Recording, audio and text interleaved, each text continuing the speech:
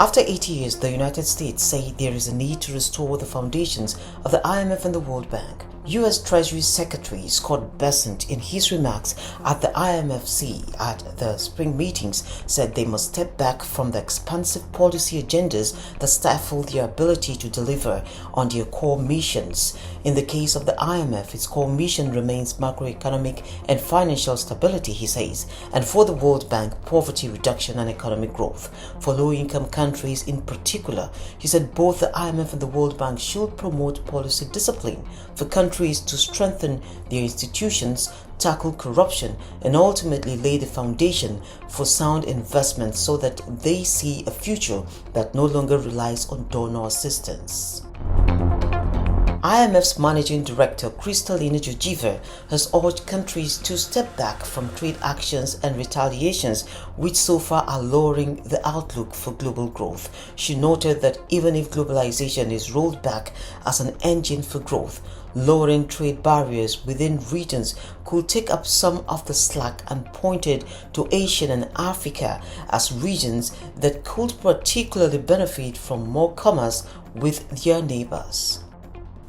But above all, make it so that the image of the whole continent changes, because now everybody suffers from wrongdoing, from corruption or for conflict in one country. It throws a shadow on the rest of the continent. And finally, like with ASEAN, deepen intra-regional trade and cooperation. Remove the obstacles to it. Sometimes there are infrastructure obstacles. The World Bank is working on reducing that infrastructure obstacle to growth and trade. Africa has so much to offer the world. Obviously, they have the minerals, the natural resources, the young population. I think a more unified, more collaborative continent can go a long, long way. With 1.2 billion young people in emerging economies reaching working age over the next decade, and only about 420 million jobs expected to be generated, the urgency of finding scalable and sustainable solutions has never been greater. The World Bank put together a panel titled Jobs, the Pathway to Prosperity, with the sole aim of speaking to one of the defining and complex challenges of present time: how to meet the stable employment aspirations of the developing world's fastest growing youth population.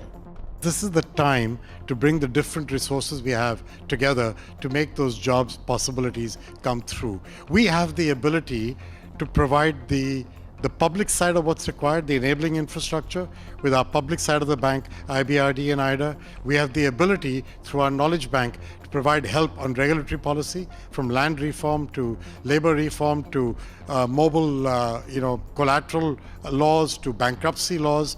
And we have the private sector of part of our bank, IFC, MIGA, and ICSID, the settlement of investment disputes.